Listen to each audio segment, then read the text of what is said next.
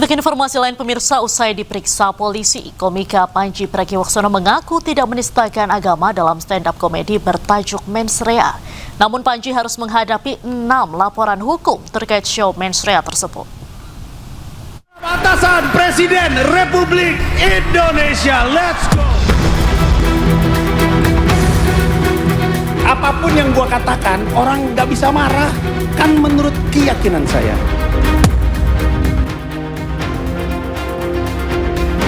Tayangan stand-up komedi bertajuk Mens Rea milik Panji Pragiwaksono berbuntut panjang. Kini Panji harus menghadapi 6 laporan hukum terkait materi stand-up komedi tersebut. 6 laporan terdiri dari 5 laporan polisi dan 1 aduan masyarakat yang ditangani Polda Metro Jaya. Identitas para pelapor yang dibeberkan Polda Metro Jaya antara lain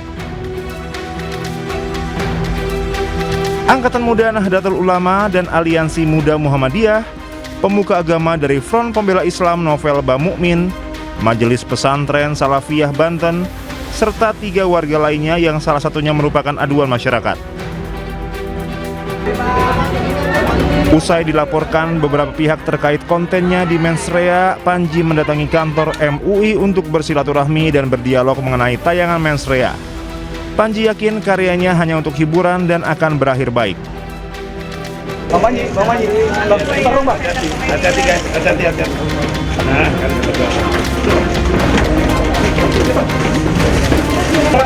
Dari 5 laporan dan 1 aduan tersebut, polisi melayangkan surat panggilan kepada Panji untuk memberikan klarifikasi. Diambil keterangan termasuk dari dari 5 laporan polisi dan 1 pengaduan. Jadi total kita gabungkan dalam pemanggilan untuk mengingat bahwa objek yang dilaporkan juga sama dalam kegiatan di Mens Rea. Panji diperiksa selama hampir 8 jam dengan 63 pertanyaan dari petugas. Panji menyebut dirinya tidak merasa telah melakukan penistaan agama dalam kontennya di Mens Rea. Ya, saya tadi menjalani prosesnya, saya coba untuk jawab pertanyaan dari polisi sebaik mungkin. Saya ada pada posisi tidak merasa melakukan penistaan agama. Jadi prosesnya tadi jalan dengan cukup lancar, pertanyaannya terjawab dan ya kita ikutin prosesnya aja. Selain Panji, polisi juga telah melakukan pemeriksaan dan klarifikasi terhadap 1 orang yang merupakan pembuka acara Mens Rea. Dari Jakarta, tim liputan Anyus melaporkan. Kita ke informasi selanjutnya pemirsa, Presiden Prabowo Subianto mengaku lebih berani berjuang demi negara saat berada di tengah-tengah Nahdlatul Ulama, termasuk kiai dan ulama besar. Hal itu disampaikan Prabowo saat menghadiri Mujahadah Kubro 1 Abad Nahdlatul Ulama di Malang, Jawa Timur. Presiden Prabowo Subianto menghadiri Mujahadah Kubro 1 Abad Nahdlatul Ulama di Malang, Jawa Timur. Dalam kesempatan tersebut, Presiden Prabowo Subianto menyebut selama 1 abad NU hadir sebagai pilar kebesaran bangsa Indonesia. Menurutnya, NU selalu tampil menyelamatkan bangsa setiap kali negara dalam bahaya. Prabowo juga mengaku bahagia dan lebih berani saat berada di tengah-tengah NU. Rasanya saya terus jadi lebih berani untuk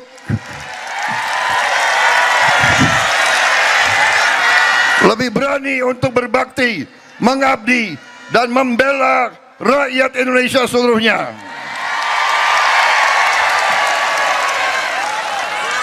Saudara-saudara, 100 tahun kiprah pengabdian NU telah membuktikan bahwa NU sungguh-sungguh adalah pilar daripada kebesaran bangsa Indonesia.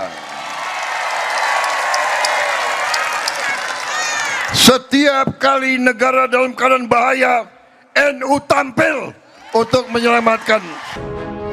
Dalam kesempatan itu, Presiden Prabowo pun menyebut 1 abad kiprah NU sebagai bukti nyata kontribusi NU dalam menjaga dan membesarkan Indonesia.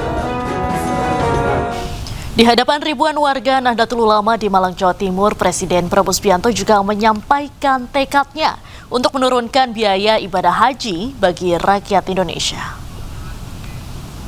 Akan membangun kampung haji di Mekah untuk jamaah haji dan mereka yang melaksanakan umroh.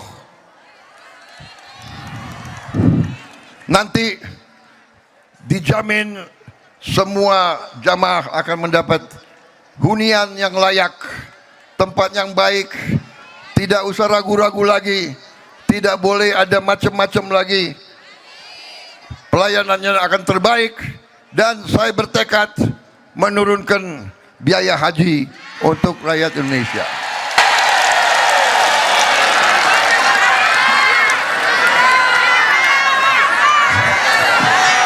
Ini adalah pertama kali dalam sejarah bahwa pemerintah kerajaan Saudi mengizinkan bangsa lain memiliki tanah di kota suci Mekah. Saudara-saudara sekalian, seorang pelaku pencurian dengan kekerasan di Sukabumi, Jawa Barat babak belur diamuk warga hingga nyaris tewas. Pelaku langsung dibawa ke rumah sakit untuk mendapatkan penanganan medis.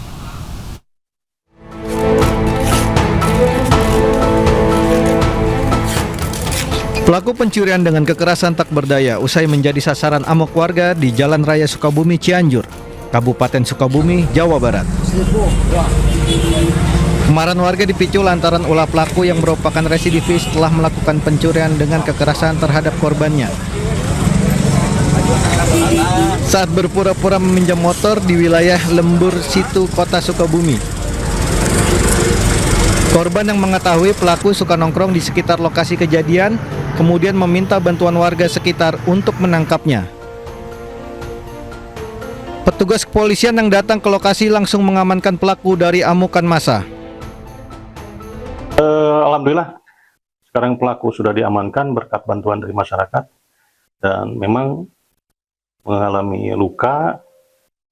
Untuk selanjutnya kita amankan di rumah sakit untuk dilakukan. Pelaku belum bisa dimintai keterangan lantaran masih dalam perawatan di rumah sakit. Sementara itu, kasus tersebut masih dalam penyelidikan Unit Reskrim Polsek Lembur Situ. Pemirsa, dendam menjadi motif anak bunuh satu keluarga di Warakas, Jakarta Utara. Pelaku yang merupakan anak ketiga korban membunuh keluarganya dengan racun tikus dan kapur parus.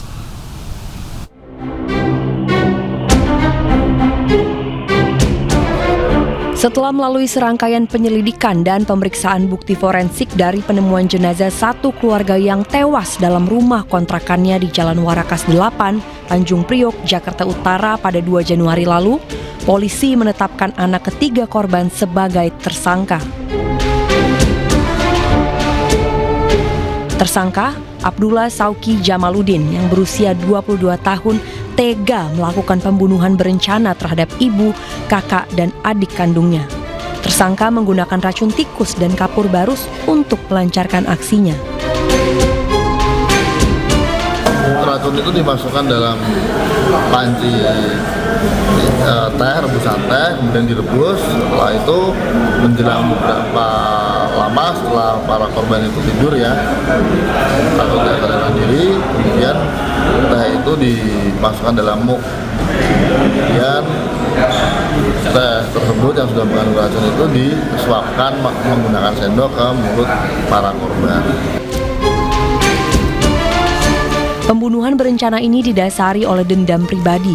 Pelaku merasa diperlakukan berbeda dari saudara lainnya dan kerap dimarahi oleh ibunya. Hingga akhirnya timbul niat melakukan pembunuhan.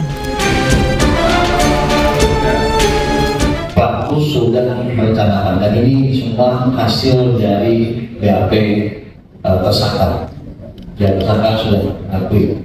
Namun walaupun tersangka mengakui, kami tetap secara scientific investigation tetap melakukan penyidikan terkait dengan zat-zat yang mengakibatkan materi tersebut. Saya sudah sampaikan tadi bahwa semuanya terkait dan semuanya sudah firm, termasuk kejiwaannya juga normal, sehingga penyidik dengan tegas menyatakan bahwa tersangka inisial S ditetapkan sebagai tersangka. Sebelumnya pada tanggal 22 Januari 2026 ditemukan 3 orang dalam satu keluarga tewas lemas di dalam rumah kontrakannya di Warakas, Tanjung Priok, Jakarta Utara. Dari Jakarta, Sofyan Firdaus, iNews melaporkan.